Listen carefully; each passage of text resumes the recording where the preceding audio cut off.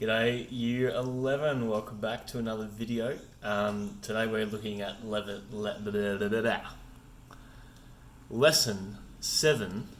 I'll say that again. Lesson 7 of our Personal and Social Identity series. We're going to be looking at two more sort of socialization agents today. The first is social class and sort of status, and then beliefs is the second one. So, as always, hope you're well.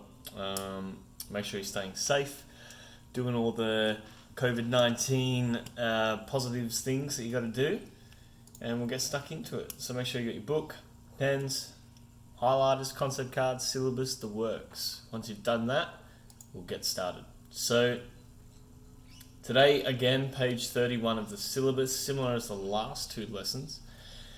Go to the fourth dot point down, the series of dash points there. We're going to look at class and status, location, class and status. So if you want to highlight that, and then also highlight beliefs, which is just above it. So they're both about halfway down that list of 10. Okay. Make sure you date it as well, whatever the date today is, and we'll get started. So go to page 2, or slide 2, sorry, of lesson 7 slides that you should have open. If you're not sure where to find them, again, Google Classroom is the one-stop shop. When we're looking at class and social class, we're looking at a system, and we looked at this when we did the Amish people, but we're sort of looking at, again, imagine that triangle. And we looked at this as well when we did our concept cards. It's where societies are organised into hierarchies based off 3 key things. Power, so your ability to influence people. Privilege, the sort of advantages that you inherently have or are born with based on certain things, say like gender, or if your parents were wealthy. And then the third one, speaking of money, is on wealth. How wealthy are you? How much money do you have? Usually it is these core 3 things, power, privilege and wealth, which separates social class into this hierarchy of upper class. That's the top. In the middle of the pyramid you have the middle class, and then right at the bottom you have the lower class. It's usually, again, based off those 3 things. So basically, how does that influence our socialization process? Okay, how is social class in of itself a socialization agent? So depending, and when you think about it, it can be sad, but depending on where you're born, the location as well can determine your social class. If you're born in, say, a certain suburb or environment, a lot of the time people have negative perceptions about you. They may think that you're a dero or whatever it might be, depending on the suburb or location or environment that you've come from. So that can come into play. In terms of social class itself, it shapes our aspirations in a sense. So if you're from, say, an upper class family who are very powerful, wealthy and privileged, you're likely to continue that sort of personality, those character traits that they would have in terms of their jobs. Let's say they're a doctor or something, or they're quite well off. Because you've been socialised them, remembering family being the primary socialisation agent, if you've been socialised by them, you're going to adopt similar morals, values and work ethics that they would. Of course, it's not always the case. There are always exceptions, but generally speaking, you will find that. So those sorts of things, and similar if you're a middle or lower class, you're more likely than you think, and probably more likely than you're willing to admit, to continue the path that your parents have to some extent, right? Obviously there's going to be lots of nuances and changes, but it's not always as different as we might like, especially when we are younger. That's not to say that if you're upper class you can't sink down to lower class, or vice versa. If you're lower class you can't rise up to the top of upper class. That's certainly not what I'm saying. What I'm saying though is that it definitely does shape your behaviour. It definitely shapes your life chances. So if you are upper class, you're more likely to continue being upper class. If you're lower class, you are more likely to continue being lower class. It's not that I'm, again, saying that that's a box for you, but it's definitely, and research will show it as well, it definitely shapes your behaviour and life chances in terms of a socialisation agent. So that, in essence, can shape your social class. Now, a lot of the time, that's sort of generally how it will go. On the occasions where it doesn't, social class can be very fluid.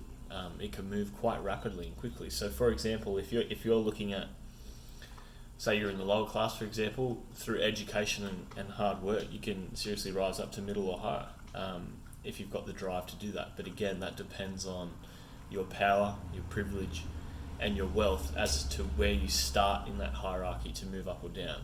Likewise, if someone's can go from, winning the lotto, shooting straight up to being millionaire status. A lot of people who win the lotto end up going broke in a few years. I don't know how you do that. I mean, I haven't won the lotto, so I can't speak from experience, but I'd like to think I don't do that. But you can see how they've gone right from the bottom to the top to the bottom again.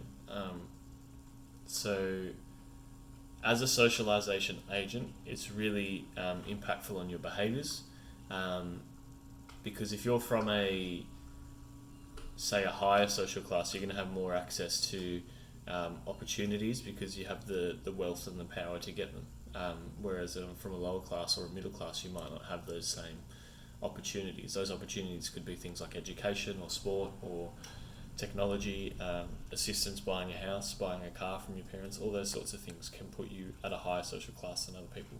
So that definitely does affect the socialization process. So that's slide 2. So hopefully you copied that down. There are 2 paragraphs there. Moving to slide 3, we've got, we're going to look at status. So the syllabus has paired class and status together because they are similar, but I've sort of separated them here because I do think that they can work together. Work separately rather, sorry. But they can also work together. So if we look at slide 3, you've got 3 paragraphs there, and status is your heading. So the first sort of paragraph, if we're looking at a definition of status, it's a measure that we use to compare people or groups based on criteria or social expectations, and is always determined by the esteem of others. So I'll break that down for you. So status is a measure we use to compare people or groups based off criteria or expectations. So if we're looking at the status of what makes someone attractive or not, there's a certain social expectation of the face, say around symmetry, that can attract people. There's also certain social expectations that exist on social media that pertain, you have to look a certain way, act a certain way, have to have this type of hair colour, this type of dresses in fashion. That sort of thing can definitely, in terms of status of what makes someone attractive physically or not, is based on those criteria. If we're looking at our criteria, say for an attractive male, you might be looking at sort of the stereotypical, they're muscly, they've got a chiseled jaw, symmetrical face, they're not going to have a ginormous nose, although maybe you're into that, I don't know. There's definitely certain sort of elements and checklists, and the same goes for girls and females. So that's just one example of status. If we're looking at other status, it can be in terms of jobs and how people view your sort of social ranking again. So that's related to class. So if you're, let's say your job's a garbage collector. I talked about this when we did our concepts in lesson 1. If you're that garbage collector, you're sort of the social expectation and the value that people place on you, your status, is a lot lower compared to other professions, say like a doctor, for example, or a lawyer, or someone that requires a high degree, or we perceive requires a high degree of skill and measure to get that job, which of course they do. So occupation's a huge thing, and I talk about that in that third paragraph. But status can also reflect sort of your identity in your own sort of micro or meso world as well. So what I mean by that is that your status, say with your family, might be very different to your status that you have with your peers. Your status that you're in at work, say you might be the boss at your work, but in your family's sort of status, and again this links to class, you might have quite a low status compared to your other siblings. So you can be high status in one area of your life and a low status in another. It's not like you're high or low or middle all at the same time, or the same one all the time. It's very dynamic. So in a social context, you might be the life of a party around a certain group of individuals or friends, but if you change parties, or you go to a different sort of peer group or social group, you might find that your status changes. You may find you become a lot more introverted. So that's definitely something to consider in terms of how status relates to class. We'll move on now. So slide 4, what I want you guys to do here is I've got a list of factors which I think sort of influence status quite a lot in society. And that list is physical strength, intelligence, personality, wealth, occupation, academic results, your sporting ability, where you live, your house, family, body image, and fame. Now you'll see that list appears twice, because what I want you to do is I want you to rank those factors twice. Once according to your micro world. So I want you to rank what gives you in your micro world, so your personal world, what gives you the highest status. You might say, for example, find your top 3 as personality, family, and intelligence. That might be your top 3 in your micro world. But when you analyze your macro world and wider society, what do you think wider society values as the highest thing that gives you status? You might find it's fame, wealth, and occupation. Okay, so you can see how that's very different. So I want you to rank them. There's 1, 2, 3, 4. There's 12 things there. So I want you to rank them 1 to 12, 1 being the most important, 12 being the least. Once for micro and then twice for macro. So copy them down into your books, because how we measure status, as I said before, is really dependent on people's esteem, how they view their social expectations that happen with each role. So it'd be interesting to see if anyone's are different over the course of all your books. So make sure you do that. Slide 5, what I want you to do is I want you to think about the images that you would associate with the upper class, middle class, and lower class. So when you think about them, what is it that comes to your head? For example, when you think of the upper class, do you think about a fancy house, a sports car, a really rich, lots of jewelry, high-end clothes and fashion lines, attractive people? What is it that you associate when you think about the upper class?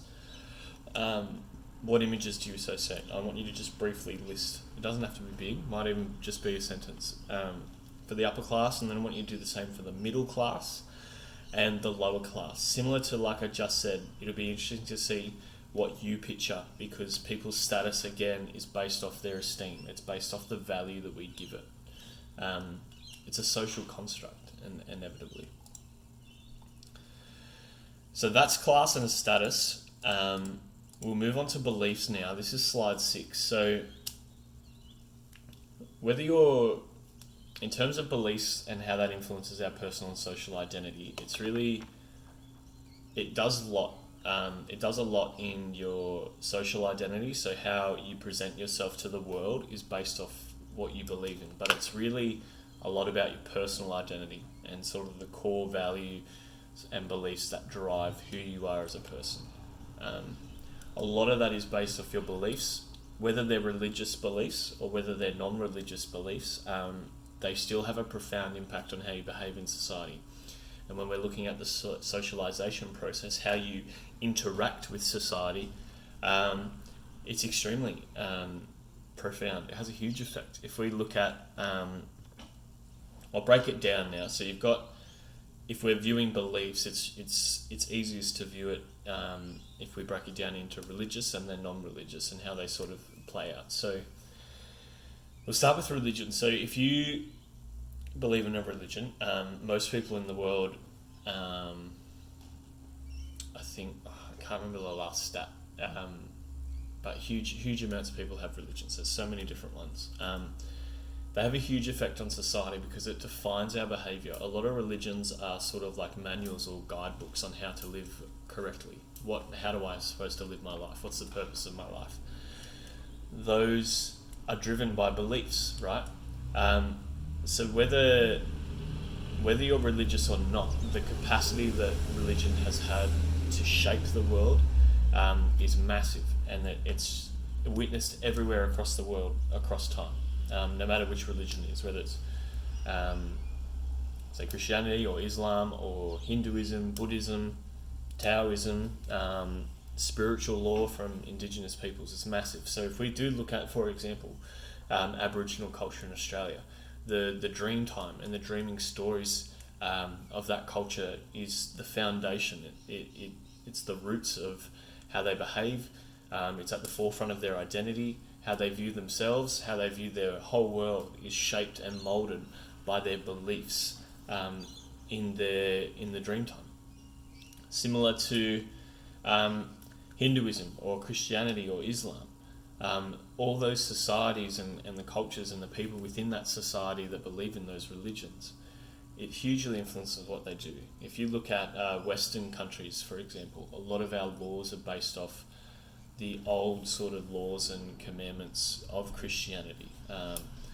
The 10 Commandments, like don't murder, don't steal.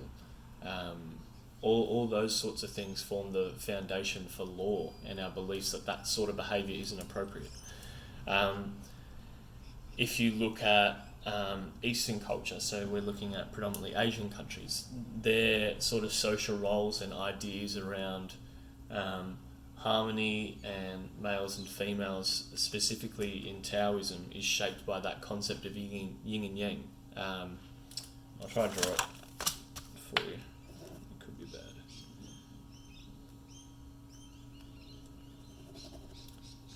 And look through that. You know that yin and yang? You've got the circle and it splits in half. That's sort of it there. But the idea of that having balance and everyone has a defined role and a defined purpose, that shapes a lot of beliefs within Eastern cultures. It's massive. So that's sort of the religious side of things. Even if you're not religious, our beliefs in things like, say, human rights and basic and fundamental human rights. If you look at the United Nations and their Declaration of Human Rights, you've got everyone needs to respect one another. No one has the right to torture you. You have a right to freedom of speech. You have a right to live in your own country without persecution. All of those sorts of things are beliefs, and they're beliefs that people hold very close to their personal and inner self, their inner identity. And of course that then affects their social identity. It affects how they present themselves to their micro, meso and macro worlds. It's hugely important and it's hugely profound in shaping the socialization process of who you are. Because a lot of those beliefs are passed down as well over time from generation to generation, from parent to kids, and things like that. So yeah, that's beliefs. I think we'll end it there. A lot of information there to digest. There is no summary task today because this lesson was, like I said, quite heavy. So hopefully you learnt something. That would be great. But as always, if you're unsure of anything, just flick me an email. You should all have that. It's on Google Classroom. That's it. I'll see you in the next video. Thanks for tuning in, and hope you have a good one. Bye.